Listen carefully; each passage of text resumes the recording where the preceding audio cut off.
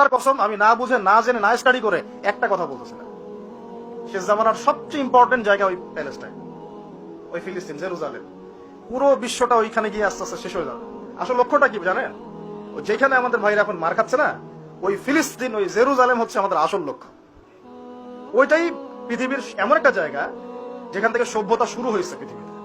মক্কা থেকে শুরু হয় নাই, ওই ফিলিস্তিন থেকে পুরো বিশ্বে সভ্যতা শুরু হয়েছে। আজকে থেকে এটা 10,000 বছর আগের কথা। ওখান থেকেই শুরু হয়েছে, আর ওখানেই পৃথিবীর শেষ হবে। ওইখানেই যতক্ষণ পর্যন্ত ঈসা আলাইহিস সালাম না আসছেন এবং ইসলামী খেলাফত আবার কায়েম না করছেন, কিয়ামত হবে না। এই যে আসল জায়গাটা থেকে আমাদেরকে সরাই দেওয়া হয়েছে না, কয়জন ভাবে এটা নিয়ে? কয়জন জানে বা এটা নিয়ে? জানেই বা কয়জন? কিছু মানুষ আছে সারা জীবন হাত বাঁধা নিয়ে আপনাকে ব্যস্ত করে রাখলো। বাঁধবেন কোথায়? এখানে বাঁধবেন, এখানে বাঁধবেন, এইভাবে বাঁধবেন, এইভাবে বাঁধবেন, এইভাবে বাঁধবেন। 5টা 6টা জায়গা নিয়ে ক্যাচাল করতে করতে করতে হায়াতই শেষ হয়ে যেত। সুবহানাল্লাহ। মনে করেন এক ভাইয়ের হাত নাই, এইভাবে দাঁড়া দাঁড়া নামাজ পড়তেছে, নামাজ হবে না? হবে না? আমার হাত আছে, আমার এখানে একটা ফোড়া উঠছে, মনে করেন সত্যি সত্যি উঠছে, মিথ্যা বলছি না, তা আমি এভাবে নামাজ পড়তে হবে কিনা? হবে না?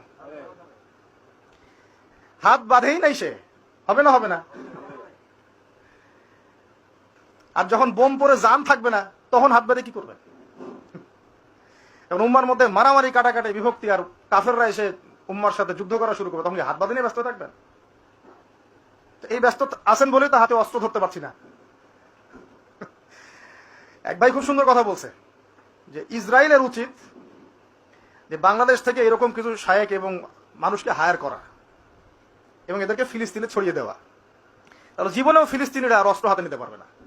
ওরা এগুলো নিয়েই ব্যস্ত থাকবে সারা জীবন। আল্লাহ না করুক, যদি আল্লাহ না করুক, আমরা দোয়া করি, কিন্তু আমরা আশঙ্কা তো করি, আল্লাহ না করুক যদি শান্তিপূর্ণ এই বাংলার মাটিতেও কখনো এরকম পরিস্থিতির সৃষ্টি হয়, আল্লাহ না করুক, দোয়া করি আমরা, তখনও এক শ্রেণীর মানুষ এগুলো নিয়েই ব্যস্ত থাকবে। আপনাকে আপনার মূল লক্ষ্যটা থেকে সরাই দেওয়া হয়েছে। এটা বোঝার জন্য, এই ফিতনাগুলো চেনার জন্য ভাই, সবার আগে দিনের জ্ঞান অর্জনের কোনো বিকল্প নাই। পড়তে রাজি আছি তো ইনশাআল্লাহ? অনলাইনে দিন শিখতে পারবেন না, কিছু ভালো ভালো আলেম আছেন যাদের লেকচার হয়তো শুনতে পারবেন, শুনে আপনি উৎসাহিত হতে পারবেন, বুস্টাপ হবেন, ইন্সপায়ার্ড হবেন, কিন্তু এটা দিন শেখার কনস্ট্রাকটিভ কোনো প্ল্যাটফর্ম না। আপনাকে খাতা কলম নিয়ে ওই স্কুল কলেজের মতোই আলেমদের কাছে আসতে হবে, সিলেবাস রেডি করতে হবে, সিলেবাসে পড়তে হবে, পড়ার জন্য জায়গা দরকার, মাদ্রাসা দরকার, মসজিদ দরকার, বক্তব্য দরকার, এগুলো আপনাদেরকে করতে হবে। আর যেখানে আছে সেগুলোকে আবাদ করতে হবে। যেমন মসজিদ করেছেন, আবাদ করেন এটাকে। মসজিদ মানে নামাজ পড়ে দরজা বন্ধ করে রেখে দিব, এর নাম মসজিদ? মসজিদ মানে এখান থেকে দিনের দাওয়াতটা ছড়াবে, দিনের শিক্ষাটা ছড়াবে, তাই নয় কি? আল্লাহ রসুল কি মসজিদ সাল্লাল্লাহু আলাইহি ওয়াসাল্লাম মসজিদ প্রতিষ্ঠা করে শুধু নামাজের সময় খুলতেন আর নামাজের পরে বন্ধ করতেন? নাকি 24 ঘন্টা এখানে ইবাদত, আমল, তাসকিয়া, জিকির আজকার হতো? হতো না? এখনো তো মদিনায় হয়। মক্কা মদিনা কি এখনো বন্ধ থাকে 1 মিনিটের জন্য? এখানে দার্স হচ্ছে, ওইখানে নামাজ হচ্ছে, ওইখানে আলোচনা হচ্ছে, চলতে থাকে সব সময়। এটা হলো মসজিদের ফাংশন। এই মসজিদ আবাদ করেন, মাদ্রাসাগুলো আবাদ করেন, আপনার ছেলেকে মসজিদে পাঠান, মাদ্রাসায় পাঠান, মক্তবে পাঠান। ইয়াং জেনারেশন স্পেশালি আপনারা সিলেবাস ভিত্তিক পড়াশোনা করেন।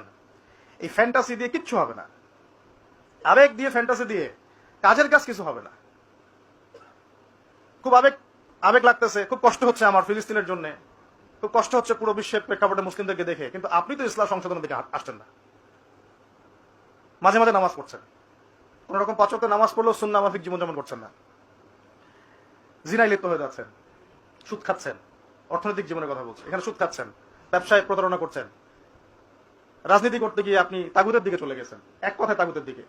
তাগুত মানে আল্লাহ বাদ দিয়ে যার উপাসনা করা হয়।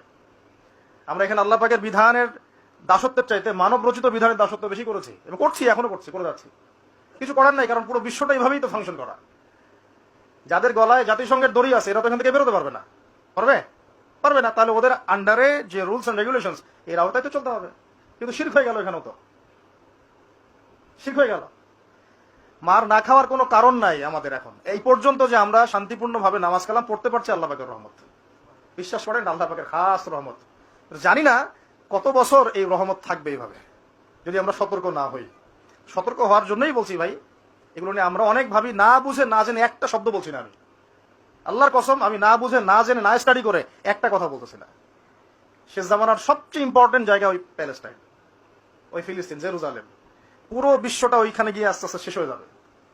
সামনে যত বড় বড় ঘটনা, মালহামা মানে মহাযুদ্ধ, তারপরে ইমাম মাহদির আগমন, দাজ্জালের আত্মপ্রকাশ, দাজ্জাল ইহুদিদেরকে নিয়ে বিশ্বটাকে শাসন করবে, তারপরে ঈসা আলাইহিস সালামের আগমন, ইহুদিদের সাথে মুসলিমদের যুদ্ধ, তারপরে ওই বাইতুল মুকাদ্দাস আবার বিজয় করা, ওইখানে ঈসা আলাইহিস সালাম আবার 40 বছর খেলাফত চালাবেন, 40 বছর। এই পুরো ঘটনাগুলো ওই জায়গা কেন্দ্র করে হবে, আমাদের কোনো হদিসই নেই। আর অনেক বিষয় আছে, কিন্তু মূল কথাটা হচ্ছে আমরা পৃথিবীতে হাসি থামাশা করতে, ঠাট্টা ছলনা করতে আসি নাই। আল্লাহ পাক